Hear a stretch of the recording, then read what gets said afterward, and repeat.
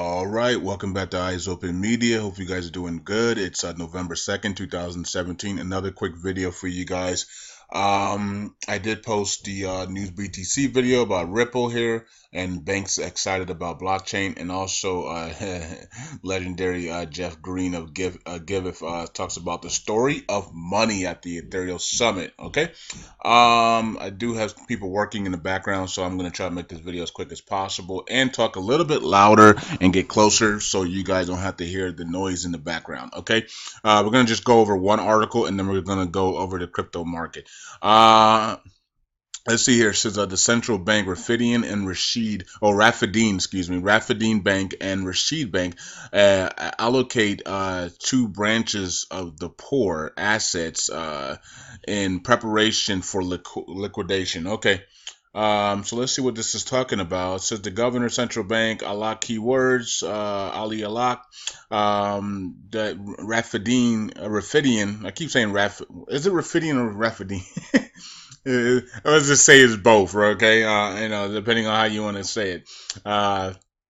Rafidain Bank and Rasheed Bank allocated two branches of the poor assets in preparation for liquidation and the preparation of clean budgets. Okay, now remember they were going to strip these two banks and privatize them. Remember, because they needed to do that. They were too strong. They needed to get these banks privatized and bring on the other private banks and local banks to make their banking sector and banking reforms a lot better for international standards. And then they're going to launch the private sector. Okay, giving us the new rate.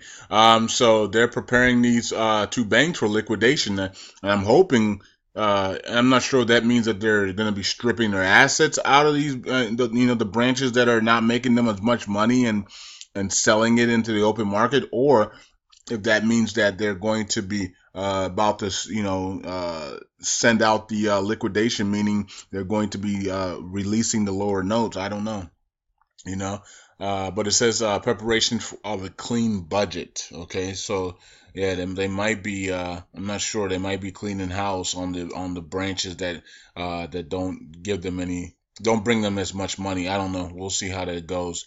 The central bank, in coordination with the Ministry of Finance, has given great attention to the development of government's banks, especially the Rafidain Bank and the Rasheed Bank, with the aim of creating a strong, safe, transparent, and developed government sector that operates according to international banking standards. And that's what we're talking about. They've been doing this for like about a year and a half now, having to convert everything over into international banking standards. And we've seen them do it. We've seen them go through the growing pains.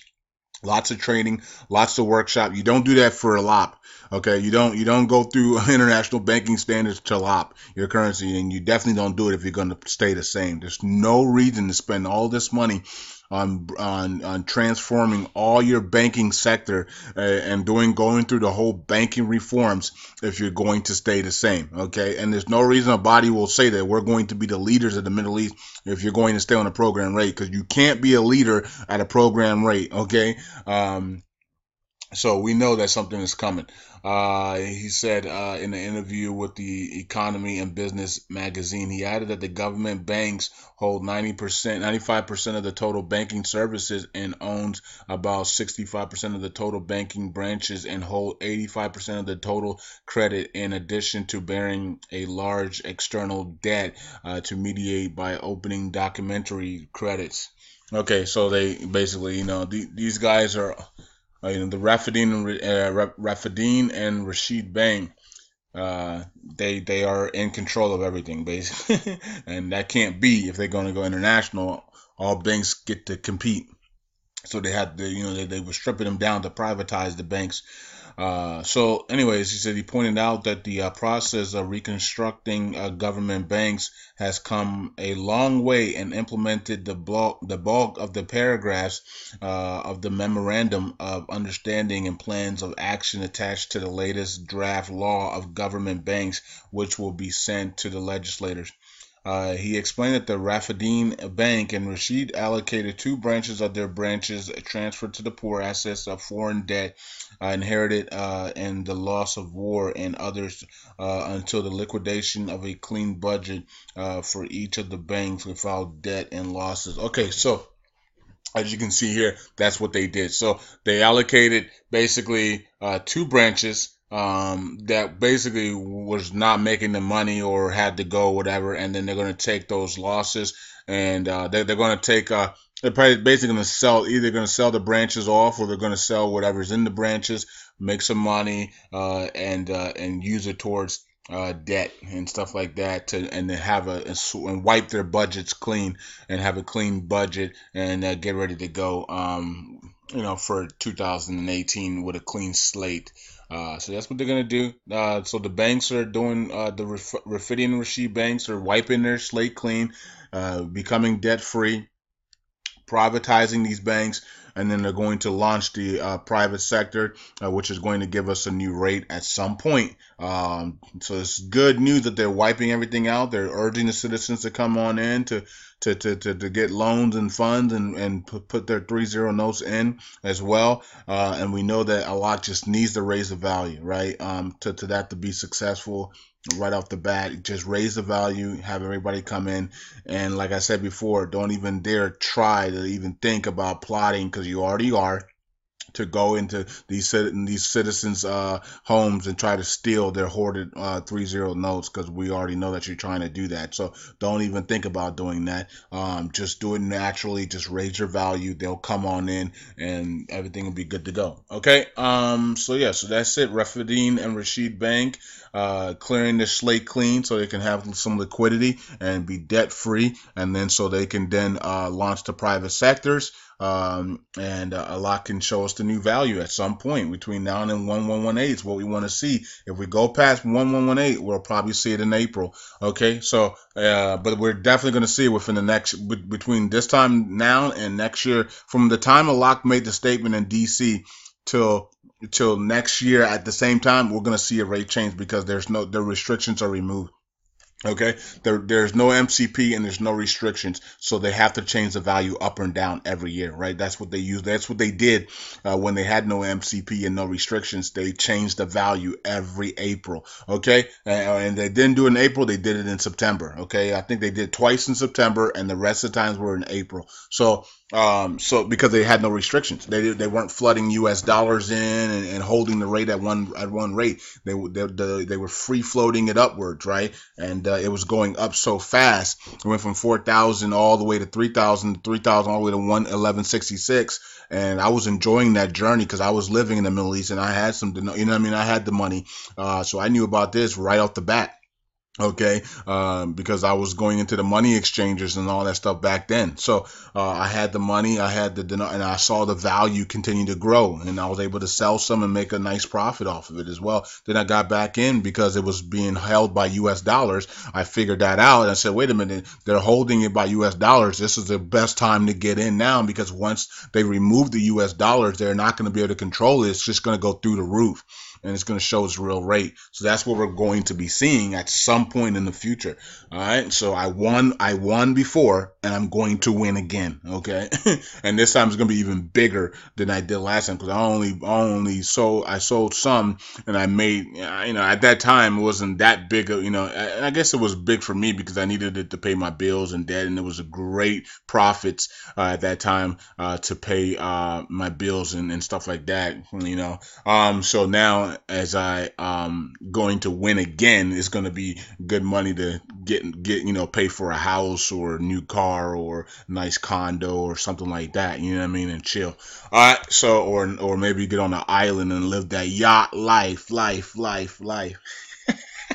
I don't know. It all depends on all depends on how much you guys hold and how much you have, right?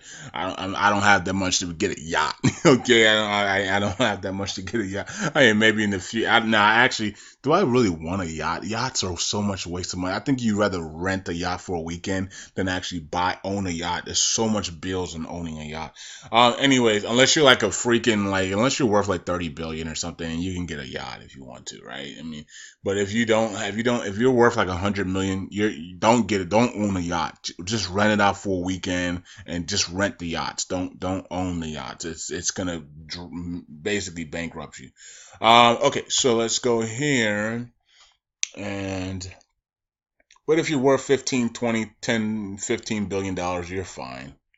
Let's see here. Okay, so let's look at the cryptos, and you can see that Bitcoin is now at 7,000 club, and it's just booming. We were looking for 6,888. We did see that happen. Okay, and Cliff High was spot on. He said, "Look, that retracement of 40% already happened, and it wasn't even 40%. It was probably like more like 28% or something like that." And we saw that on the charts where we dropped significantly. And it's funny because that was the day I think it was the day before we dropped was the day I had the dream about that 4,900, okay, was the bottom for Bitcoin. Now, in my dream, Bitcoin actually went and touched 4,900 and then just went skyrocketed straight up. And I did tell you guys that. All right. So, and I did comment under, I'm not sure, it was April's comment or something. I commented I think the day I had the dream or the next day I had the dream. I said, I had a dream Bitcoin hit 4,900 and then went skyrocketing up. So, in the on the charts, Bitcoin went straight down to about 5,300, and then people started buying like crazy at that point. So it didn't go to 4,900 like I saw in my dream, but it did go skyrocketing back up. Okay, so we went from 5,300 all the way to 7,300 this morning, right? So that was an accurate dream, even though the numbers weren't accurate, but I did see the bottom was 4,900. Okay, so we didn't get to the bottom, so that's strong. So Bitcoin didn't even touch its bottom. So that's how strong Bitcoin is right now. And everybody's moving their money into Bitcoin. Segwit 2X is only a few days away now, about 14 days away. That's 2 weeks away. So we got plenty of time for Bitcoin to go up and down, up and down. The data sets say that Bitcoin will retrace a little bit up and down, but it won't be major downward movements any longer. Okay, for probably until for a while, right? So it will retrace here. Sometimes it might drop 6%. That's when I will be buying. Okay. I'm actually buying Bitcoin every day. I just use my BitConnect. Okay. So I'm going to go down with BitConnect shipped, because I have no choice. I'm in there, when you put your money in there, it's stuck in there for about 299 days, right? So I'm going to go down with BitConnect ship. Okay. So what I'm doing, to not get burnt, like others have done, others have been gotten burned on other programs, is I'm taking my interest from BitConnect and I'm buying Bitcoin. Okay, so I'm just gonna be stacking Bitcoin. So you know what I mean. So basically, like I told you guys before, get to a loan amount that you like. It could be 5,000, 10,000. If you want to make $100 a day, you got to get at least 10,000, right? Unless you have referrals. Okay, so get to a loan amount that you are comfortable with, that you can afford to lose, and then you're going to be in that loan for about 299 days, making 1%, under 1%, sometimes almost 2% a day, and then use that and just start buying Bitcoin. Okay, and when Bitcoin falls, every day you just buy. It doesn't matter if it's up or down, you're just buying Bitcoin, right? So that's what I'm doing, because after you're in the loans for about 299 days to 239 days, or if you get the bigger loans and you're in there a little bit less, but you're in the loans that long, you're going to already have your money back. After less than three months or less, you're already going to have your money back. The rest of it's going to be your money to just continue to buy Bitcoin automatically every day, right? So that's what I'm doing.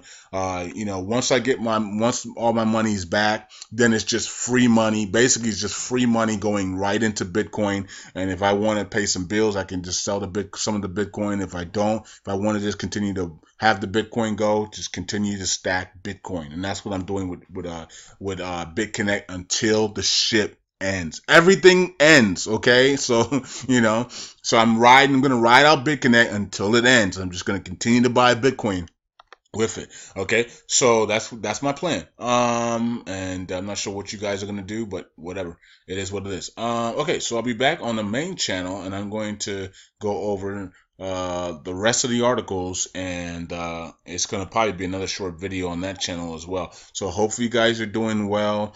I know what's going on in the internet. I know it. And the talks about EMP and all this bull crap. As you guys see, I haven't even said anything about it. I don't even follow these people any longer. Like I used to, like all the people that are talking about that crap. I only follow one person, and that's because of his, I'm not even gonna say it. I'm not even gonna blow his cover, but I follow one of them. The rest of these people talking about this stuff, I don't follow any of them, right? I used to follow one guy, and I stopped following him. And the other guys I don't even follow. I only follow one person, and he's not a pastor, okay? He does something else, and so, but anyways, yeah. So you guys have not heard me talk about this EMP stupid stuff that's coming up. Oh, November 4th to the 8th. You have not heard me personally say anything about it. So when I don't talk about things, you already know it's a joke, okay? It's not coded. That's, when I don't talk about it, that means it's not coded. Now, if some reason over the, tomorrow or tonight, I get word that something is coded and we need to watch something, I'll bring it up on, tomorrow's video or whatever. But right now, nothing is coded for EMP attack or blackout and all this stupid stuff, okay? Nothing is coded, and it's a big joke in my opinion, and people want to become famous, and I could do the same thing. Oh my God, EMP blackout, run for your life. If I really wanted to be famous, I could do all this stupid stuff. I already told you guys, because I remember when we were starting all this stuff, people were like, "Oh man, this guy just wants to be famous and stuff." And I'm like, if I wanted to be famous, wouldn't I be talking about Hollywood and celebrities and every single day? I know how to become famous, guys and girls. It's no secret to become famous. Number one, all you have to do is sell your soul. Okay. Number two, take the oath of Baphomet. Number three, talk about Hollywood people. Talk about people idol. Talk about Chris Brown every day. Rihanna. Start a YouTube channel talking about Hollywood. Oh my God, did you see what Justin Bieber just did? Oh my God, he's dating Selena again. Like, that's what I would do if I wanted to become famous, guys and girls. And I'll put my face right on camera and do it. And I would have no money issues at all. I would be debt free. I would no money issues. I would be freaking having about 100,000 to 2 million followers, and I'll be talking about Hollywood stuff every day, coming on both channels talking about Hollywood. That's how you become famous. That's how you become wealthy very fast on YouTube, right? And we got a bunch of channels doing that, and they're very successful. That's not me. I don't care about Hollywood. Okay. I don't care about being famous as well. So if I did, I would do it already, right? I wouldn't be talking about Iraq, where only like 1,500 people know about this investment, right? Like, come on. Like, it's the smallest niche. I talk about the two smallest niches in the world. I talk about Iraq and I talk about cryptocurrency. Nobody knows about any of these things. So, and I don't mind. I don't mind it. I don't mind the small crowd. I don't mind it as long as we're making money in some shape or fashion. Okay, so that's all I care about. Making money, taking care of your family, taking care of everything that you need to take care of. Or having at least the ability to take care of everything you need to take care of. So, and that's what we want to do. We want to get into, by the time this is the reset year. So by the time 2018 hits, we want to be in positions of debt free. We want to be in positions to take care of our children, our family and friends, and to take care of ourselves as well. Okay, and then help a lot of people out and spread the love of Yeshua, the Savior. Okay, so, and the Father and the Holy Spirit. That's what we want to do. And hopefully that's what we're going to do. And at some point, that's what we're going to do at some point, because God has to he has to do it, right? At some point we were going to do what we are called to do. Okay, or we're going to pay a price for it, as you guys know. Okay, so that's it. Eyes open. Bye.